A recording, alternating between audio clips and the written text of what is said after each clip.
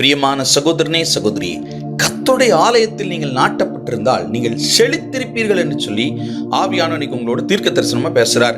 சங்கீதம் 92:13, கர்த்தருடைய ஆலயத்திலே நாட்டப்பட்டவர்கள் எங்கள் தேவனுடைய பிரகாரங்களில் செழித்திருப்பார்கள். இன்னைக்கு ஆண்டவர் உங்களோட பேசிட்டு இருக்கிறாரு. ஆலயத்திற்கு நாம் போறோம். எப்படி போறோம்னா, கரெக்டா 9 மணி ஆலயத்துக்கு 9:30 போகிறோம், இல்லைன்னா 9:15 போகிறோம். சில பரிசுத்தவான்கள் இருக்கிறாங்க, கரெக்டாக செய்தி நடக்கும்போது போவாங்க. அந்த செய்தி வார்த்தை முடிஞ்ச உடனே நம்ம வெளியே கிளம்பி ரொம்ப டீசெண்டாக வெளியே போயிடுவாங்க. ஸோ இப்படிலாம் இருந்தால் நாம் தேவனுடைய திட்டத்தை அவருக்கு பிரியமாக நாட்டப்பட்டு செழிக்க முடியுமா அப்படின்னு கேட்டால் கண்டிப்பாக கிடையாது. ஒரு ஹாஸ்பிட்டலில் போய் காத்திருக்கோம் அப்படின்னா டாக்டர் வர 3 மணி நேரம் 2 மணி நேரம் காத்திருப்போம். ஆப்ரேஷன் முடிகிற வரைக்கும் 8 மணி நேரம் 5 மணி நேரம் ஆப்ரேஷன் பண்ணும்போது ஹாஸ்பிட்டலில் காத்து கிடக்கிறோம்.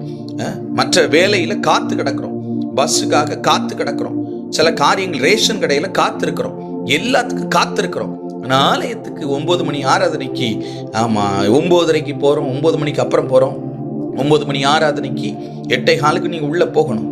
ஏன்னா என்றைக்கு சர்ச்சை திறந்து உள்ள ஒருத்தர் 2 பேர் போயிட்டாங்களோ அப்பவே அவர் வந்துட்டாரு, வந்து உங்களுக்காக காத்துட்டு இருக்காரு. என் பிள்ளை வருவாளா, என் பிள்ளை எப்போ வருவா, என் பிள்ளைக்காக நான் காத்துட்டு இருக்கிறேன், என் பிள்ளை வரணுமே, என் பிள்ளை எப்போ வருவா அப்படின்னு சொல்லிட்டு வெயிட் பண்ணிட்டு இருக்காரு.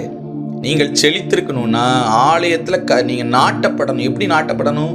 ரொம்ப நேரம் ஆலயத்தில் உட்காரணும். அன்னைக்கு முழுக்க தயவு செய்து ஃபோனையும் சினிமா பார்க்காதீங்க.